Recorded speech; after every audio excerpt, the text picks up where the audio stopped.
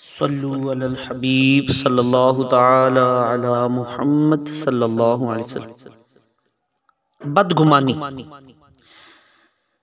بدگمانی کی تعریف پہلے سماعت فرما لیجیے۔ بلا دلیل دوسرے کے برے ہونے کا دل سے یقین کر لینا، یہ بدگمانی کہلاتا ہے۔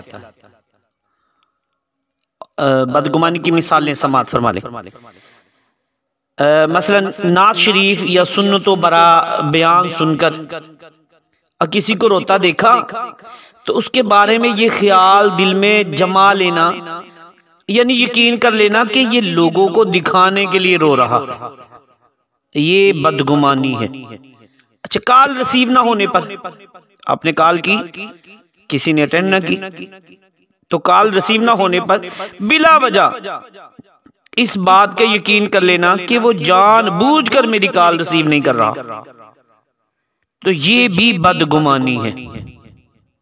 اسی طرح طے کیے گئے وقت پر اور مقام پر کوئی آدمی نہیں پہنچا تو بلا وجہ اس کے بارے میں یہ یقین کر لینا کہ یہ دھوکہ باز ہے، تو یہ بدگمانی ہے۔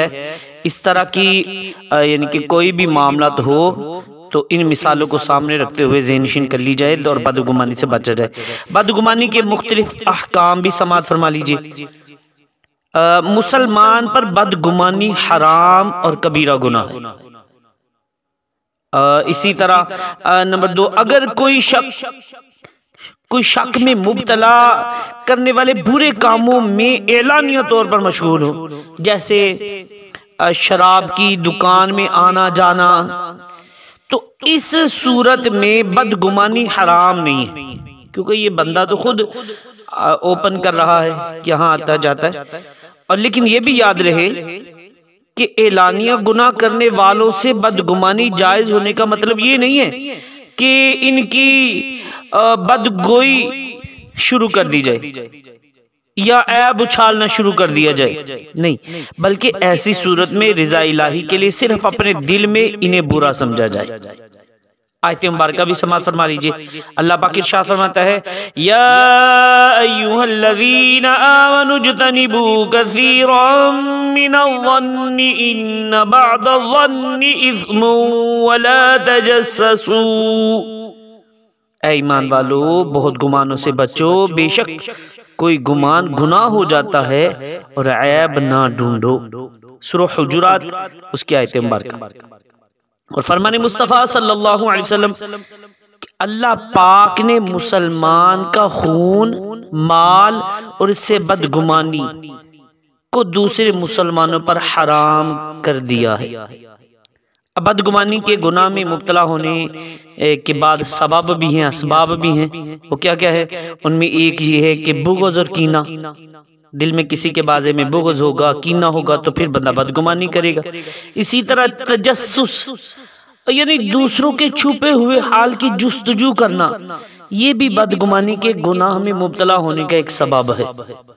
تو بغض اور کینہ سے توبہ کیجئے، کسی کے چھپے ہوئے معاملات کو ٹٹولنے کی جستجو میں نہ پڑیے، اور بدگمانی سے بچنے کے لیے اپنے مسلمان بھائیوں کی خوبیوں پر نظر رکھیے، اپنی برائیوں پر نظر کیجئے اور انہیں دور کرنے میں لگ جائیے۔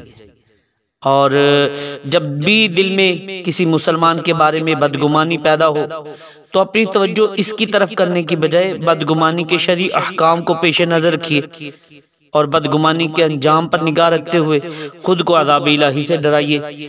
اس طرح بھی بدگمانی سے بچنے میں کامیاب ہو جائیں گے۔ اور جس سے بدگمانی ہو اس کے لیے دعائے خیر بھی کیجئے، اس کے لیے اچھی اچھی دعائیں کیجئے۔ امید ہے انشاءاللہ عز و جل بدگمانی کے گناہ سے بچنے میں کامیاب ہو جائیں گے۔ اللہ پاک ہمیں گناہوں سے محفوظ رہنے کی، خصوصاً بدگمانی جیسے گناہ سے بچنے کی توفیق عطا فرمائے۔ آمین بجاہ النبی الامین صلی اللہ علیہ وسلم۔